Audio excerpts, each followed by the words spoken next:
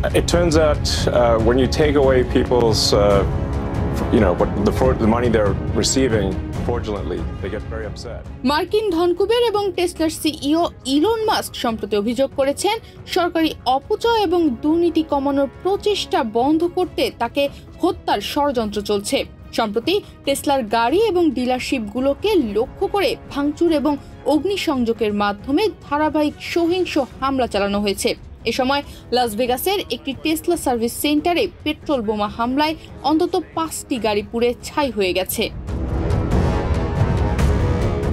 Elon Musk অভিযোগ করেছেন মূলত সরকারি অপচয় এবং দুর্নীতি কমানোর প্রচেষ্টা বন্ধ করতে তাকে হত্যার ষড়যন্ত্র চলছে।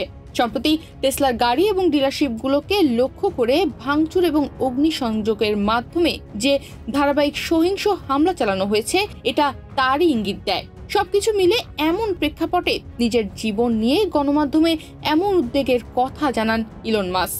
If there's not a good feedback loop from the people to the government, and if you have rule of the bureaucrat, if the bureaucracy is in charge, and then what meaning does democracy actually have?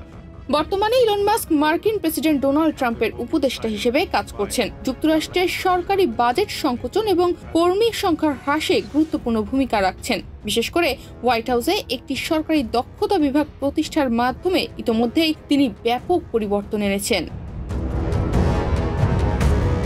তবে সমালোচকদের মতে mask অতি সংকোচনমূলক নীতি চাপিয়ে দিচ্ছেন এবং এই কারণে তিনি বিভিন্ন মহলের বিরোধিতার সম্মুখীন হচ্ছেন।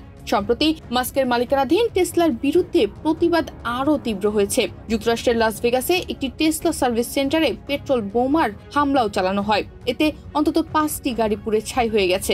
কিছুদিন আগে ফক্স নিউজকে দেওয়া এক সাক্ষাৎকারে মাস্ক এই হামলাগুলোকে উন্মাদনা বলে অভিহিত করেন এবং এগুলোর পেছনে একটি সমন্বিত ষড়যন্ত্র রয়েছে বলেও দাবি করেন।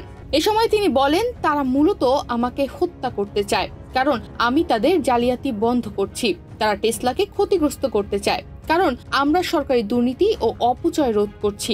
একই সাথে তিনি কিছু মানুষের দিকে প্রশ্ন তুলে বলেন, কে এই হামলাগুলোকে অর্থের যোগান দিচ্ছে এবং কে এগুলোকে সমন্বয় করছে। এটা অস্বাভাবিক, কারণ আমি আগে কখনো এমন কিছু দেখিনি। এত হুমকি সত্ত্বেও মাস্ক এবং তার টিমের মিশন এখনো চলছে। তনিমা রহমান, বাংলাদেশ প্রতিদিন।